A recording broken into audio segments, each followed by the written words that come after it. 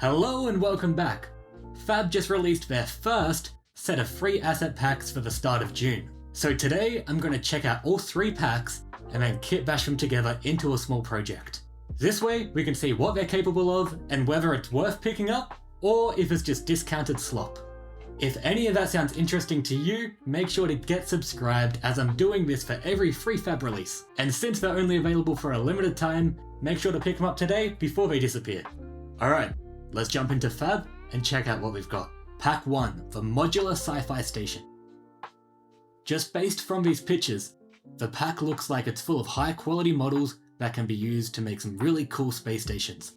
The lighting in these pics makes it really pop.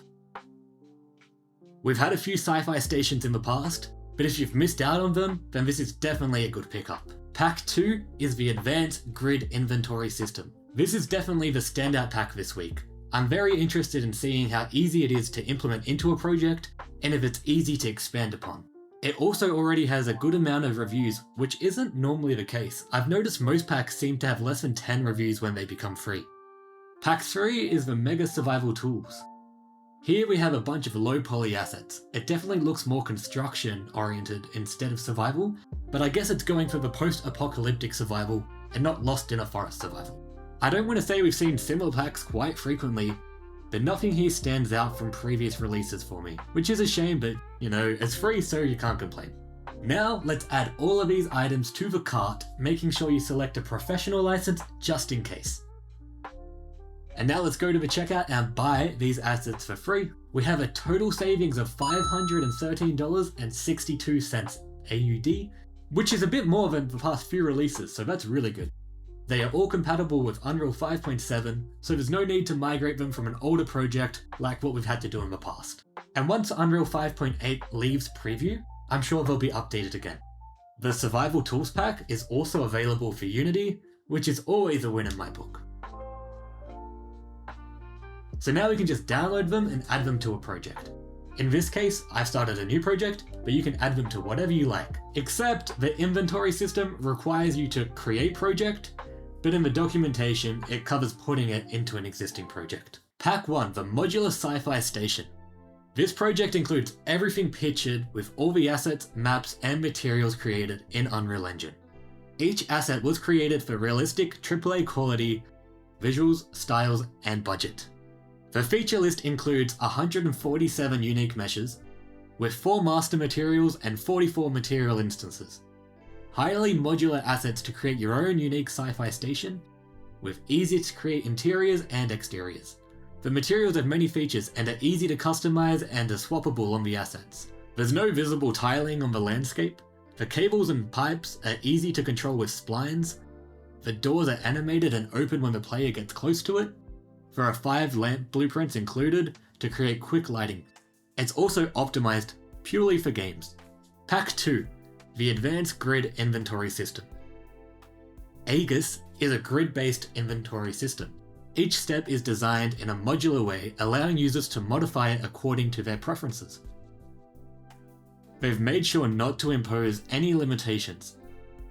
You can create your own items and inventory layouts, modify the UI as you wish, and freely attach each item to others using the attachment system. They've been continuously providing updates for Aegis for the past year and will continue to support the asset over time. The feature list is quite long, so bear with me while we go through it. It supports single player and online multiplayer projects. It's a modular grid inventory layout, UI customizations, utility widgets to creating inventories in every shape, vehicle inventory and vehicle modification, storages, chests, etc., equipable holdable items like a flashlight, headphones, rifle, campfire and smelter sample, an admin panel, optimized and commented functions, save and load game operations, vendor for selling and buying items, killing and looting the AI, optional combat systems, optional IK and locomotion, puzzle interaction samples and survival element samples. Pack 3, the Mega Survival Tools. A lightweight, fun and flexible low-poly resource kit that's perfect for prototyping or as an addition to a low-poly survival post-apocalyptic or industrial world. This package is packed with construction, storage, and survival props, everything you need to build a believable workshop warehouse, container yard, or scavenger camp. The package is well suited for first person, third person, or top down viewing. In addition to all of this, the assets include any detail that may be needed to develop a survival, crafting, or building game. It has 219 models, all using the same texture. A wide variety of tools and props, with consistent low poly style, and no weapons. This is focused entirely on survival, crafting, and construction content. It has a list of additional objects as well, like water tanks and storages, shipping containers, oil and fuel barrels, gas cylinders, fire extinguishers, wooden pallets, bricks, cement bags, planks and timber, IBC containers, cable reels, workbench with vise, portable generator, worklight, hand and power tools like saws, axes, hammers, drills, angle grinder, chainsaw, wrenches, pliers and bolt cutters, measuring tape, a fishing rod, knives, sealant and fuel cans, and also much more. Now that we've covered everything, let's combine everything into a playable scene. The basic premise is you're on a space station and you need to escape. I'll put the full playthrough at the end of the video.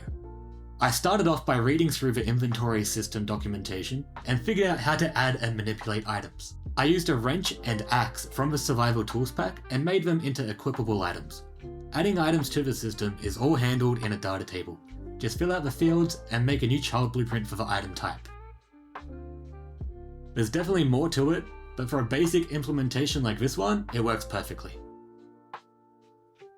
It was definitely cool to see the items appear on the player when they're equipped, but I just recycled the rifle pivot points, so when you equip the axe or the wrench, it acts as a gun. But now that I've proven to myself that I can manipulate the inventory system, I decided to get it to work in the sci-fi station level. I also made it so when you go outside of a station, it changes the player's gravity scale, so it feels like you're on a different planet's surface. It was at this point I realized a lot of the inventory system's placeholder items have a low poly counterpart in the survival tools pack. There wasn't a fireplace, but there was firewood, so I added firewood seats around the campfire and placed it on the surface outside.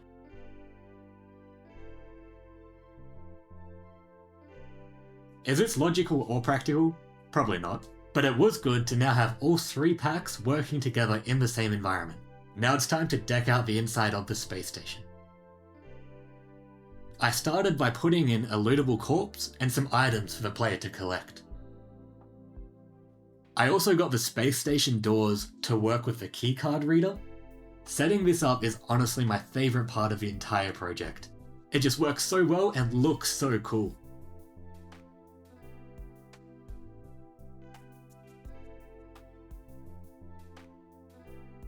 I've now gone in and replaced the torch model with the survivor model. The inventory icons stay the same, but the 3D model in-game and in the inspector window are now updated.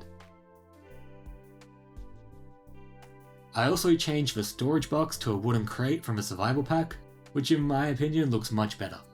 There is a weird contrast difference of the high fidelity of the space station and the newer low poly models in the environment, but let's just say it's part of the art direction and move on. I've now gone through the test room level and replaced everything I can, including the furnace and generator with a mesh from the survival pack, which honestly I was really surprised was included.